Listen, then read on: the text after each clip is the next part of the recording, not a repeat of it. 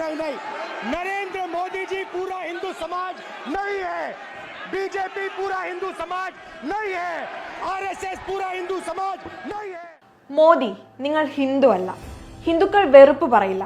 ഈ ഒരൊറ്റ വാചകം മാത്രം മതി പ്രതിപക്ഷ നേതാവായ രാഹുൽ ഗാന്ധിയെ ഇനി രാജ്യം കാണാനിരിക്കുന്നതേയുള്ളൂ എന്ന് തെളിയിക്കാൻ. പ്രതിപക്ഷ നേതാവായ രാഹുലിന്റെ കരുത്തിന് മുന്നിൽ ഭരണപക്ഷം വിയർക്കുമെന്ന് അക്ഷരാർത്ഥത്തിൽ തെളിയിക്കുന്ന സംഭവങ്ങളാണ് ഇന്ന് ലോക്സഭയിൽ അരങ്ങേറിയത്.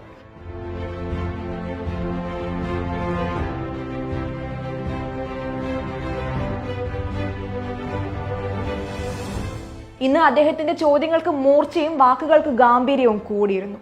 മോദിയെ പേരെടുത്ത് പറഞ്ഞുള്ള രാഹുലിന്റെ ആക്രമണം കണ്ട് സ്പീക്കർ വരെ അമ്പരന്ന കാഴ്ചയാണ് കണ്ടത്. ഇടയ്ക്ക് ഭരണപക്ഷം ഒന്നിച്ച് രാഹുലിനെതിരായ ആക്രമണം അഴിച്ചുവിട്ടപ്പോഴും അയാൾ തന്റെ മൂർച്ചയേറിയ വാക്കുകളാൽ ഒറ്റയ്ക്ക് പോരാടി. പ്രസംഗത്തിലുടനീളം എവിടെയും അദ്ദേഹത്തിന്റെ ശബ്ദം ഒന്ന് ഇടറിയത് പോലുമില്ല.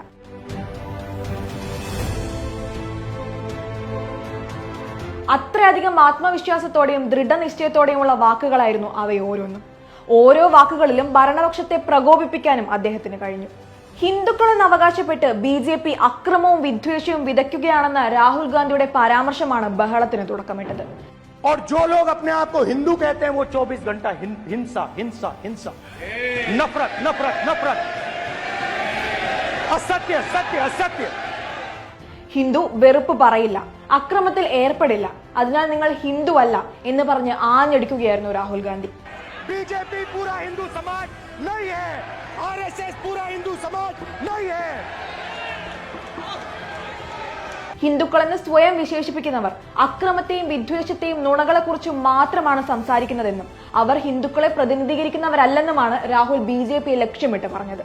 പ്രസംഗത്തിനിടയിൽ ശിവന്റെ ചിത്രവും രാഹുൽ എടുത്തുകാട്ടി. ഈ ചിത്രത്തിന് അധികാരത്തെക്കാൾ ശക്തിയുണ്ടെന്നും ശിവന്റെ തൃശൂലം സമാധാനത്തിന്റെ പ്രതീകമാണെന്നും തന്റെ നേരെ വരുന്ന ഒന്നിനെയും ഭയക്കരുതെന്നും അദ്ദേഹം എടുത്തു പറഞ്ഞു. Behind the left shoulder of Shivji is the Trishul. Now I would like you to understand that there is a reason that the Trishul, a weapon, has been placed behind the left shoulder. The Trishul is not a symbol of violence. It is a symbol of non-violence, and that is why it is placed in a place where Shiva cannot reach it with his right hand. NEET വിഷയം, മണിപ്പൂർ വിഷയം, Agniveer, Ayodhya, not നിരോധനം എന്നിവയെല്ലാം പ്രസംഗത്തിൽ ചൂണ്ടിക്കാട്ടാനും രാഹുൽ മറന്നില്ല. പ്രധാനമന്ത്രിയെ സംബന്ധിച്ചിടത്തോളം മണിപ്പൂർ ഇന്ത്യയിലെ ഒരു സംസ്ഥാനമേ അല്ലെന്ന് രാഹുൽ വാദിച്ചു. മാത്രമല്ല 7 വർഷത്തിനിടെ 70 നീറ്റ് ചോദ്യപേപ്പറുകളാണ് ചോർന്നതെന്നും അദ്ദേഹം വ്യക്തമാക്കി.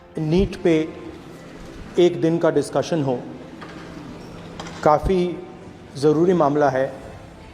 2 करोड़ युवाओं को नुकसान हुआ है. 70 बार पिछले 7 साल में पेपर लीक हुए हैं. तो हम चाहते थे कि एक दिन चर्चा इस पे हो. तो अगर आप मौका दे सकें. കൂടാതെ അയോധ്യയിലെ ഉദ്ഘാടന ദിവസം അയോധ്യ പരിസരവാസികളെയോ അവിടെയുള്ള സാധാരണ ജനങ്ങളെയോ ആ പരിസരത്തേക്ക് അടുപ്പിച്ചിരുന്നില്ല. अयोध्या के गरीब लोगों को, किसानों को, मजदूरों को मंदिर के इनॉग्रेशन तक नहीं जाने दिया. मंदिर के इनॉग्रेशन छोड़ो, उसके बाहर भी नहीं जाने दिया. എന്നാൽ അദാനി, അംബാനി തുടങ്ങിയ പ്രശസ്തർക്കും പ്രമുഖർക്കുമെല്ലാം അവിടെ ക്ഷണം ഉണ്ടായിരുന്നു തുടങ്ങിയ കാര്യങ്ങൾ അദ്ദേഹം എണ്ണി പറഞ്ഞു. മോദിക്ക് ദൈവവുമായി നേരിട്ട് ബന്ധമുണ്ടെന്നും അയോധ്യയിൽ മത്സരിക്കാൻ സാധിക്കുമോ എന്ന് പ്രധാനമന്ത്രി സർവേ നടത്തിയെന്നും എന്നാൽ സർവേ നടത്തിയവർ വേണ്ടെന്ന് പറഞ്ഞുവെന്നും അങ്ങനെയാണ് അദ്ദേഹം വാരണാസിയിൽ മത്സരിച്ചത്. വാരണാസിയിൽ കഷ്ടിച്ച് രക്ഷപ്പെടുകയായിരുന്നു എന്നും അദ്ദേഹം പരിഹസിച്ചു.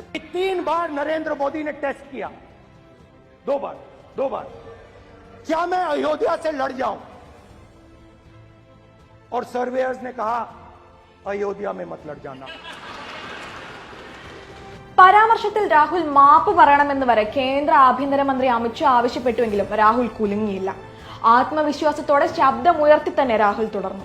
ഇന്നത്തെ രാഹുൽ ഷോ കണ്ടതോടെ ഒന്നുറപ്പായി, ഇനി മോദിയും അമിത്ഷായും ഒന്ന് വിയർക്കും. രാഹുലിന് മുന്നിൽ പിടിച്ചു നിൽക്കാനാവാതെ അവരെന്തൊക്കെയാണ് ഇനി ചെയ്യുക എന്ന് കണ്ടറിയേണ്ടി വരും.